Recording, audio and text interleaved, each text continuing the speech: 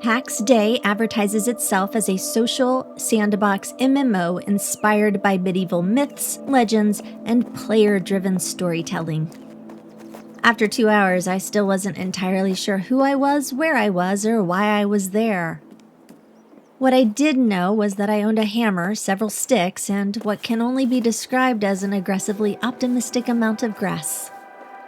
So let's talk about Pax Dei, the MMO where I spent less time learning the lore and more time figuring out how to be a medieval contractor. At this point, you might reasonably assume the game would explain at least one of these things. You would be incorrect. The game immediately drops you into the character creator, where you make several selections to piece together your virtual avatar. And nothing is known about this person. Absolutely nothing. Except that you are undeniably human, and you possess the distinct fashion sense of an abandoned village child who has been left to fend for themselves in the woods. Next, you are prompted to select a starting location, and once again, nothing is known about this location except whatever is vaguely and mysteriously presented on the bare minimum map. But it's after that selection where the true high fantasy immersion begins, because you are then taken through a literal PowerPoint presentation that provides all the official lore you are ever going to get. And let me tell you, these are the cliff notes of fantasy lore at best. What I successfully learned from this thrilling slideshow is that I need to make a home. I will apparently get to do some crafting, and I can choose either to play with other human beings or just stubbornly play entirely by myself. That's it. That's the grand opening. The game gives absolutely no notes, my friends. You are just a medieval orphan with a hammer and a dream. And I'm going to stop right there because I deliberately chose the roleplay server and I have absolutely no earthly idea what I am actually supposed to be roleplaying. Now, Pax Dei is a Latin phrase that translates directly to the peace of God.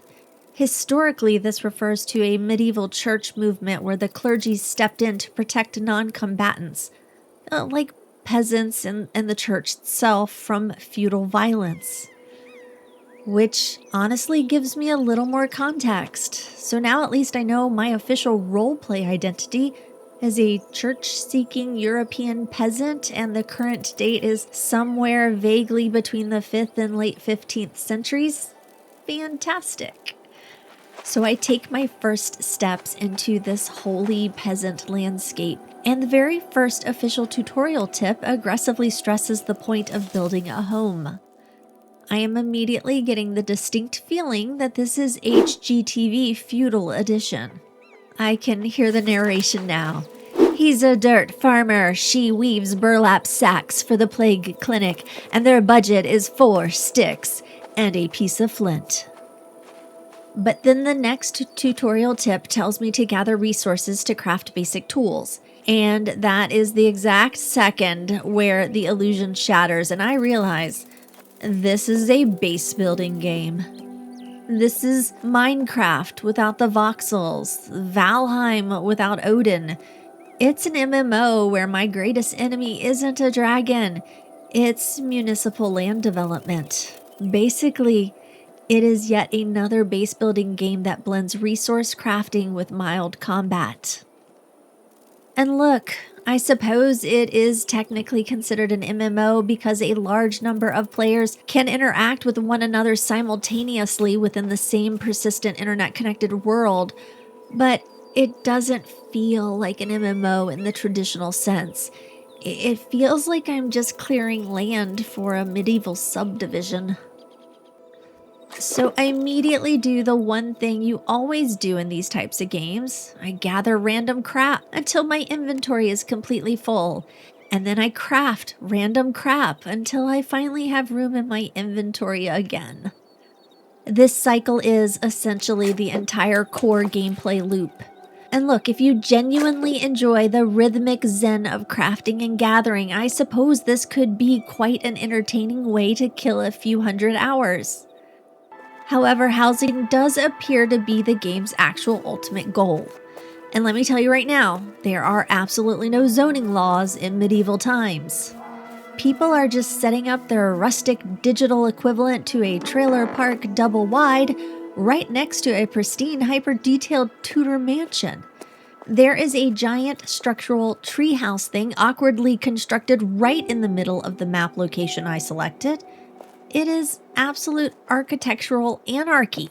This game doesn't need a tutorial. It needs a ruthless, aggressive homeowners association to hand out fines for unapproved thatched roofing.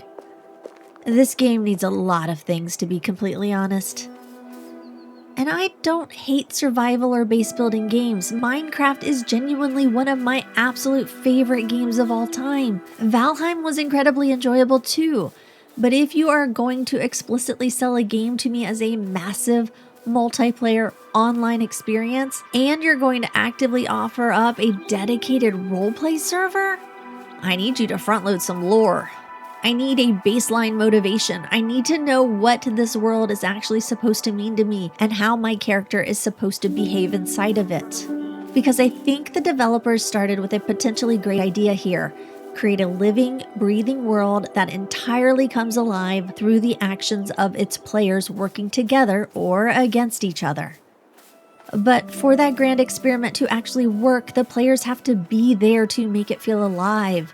They need to be visiting the local taverns and markets or making massive, coordinated pilgrimages to neighboring cities. And above all else, it requires a thriving population to avoid just feeling like an empty single-player game. And maybe that's my biggest issue with Pax Dei. I don't actually know what story I'm supposed to be stepping into.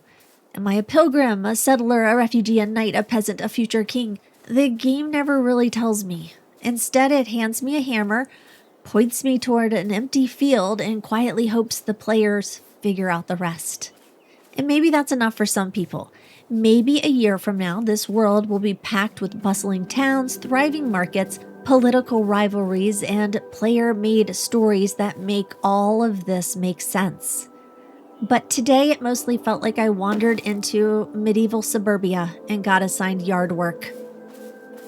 Until next time, keep exploring, and I'll see you in the next world.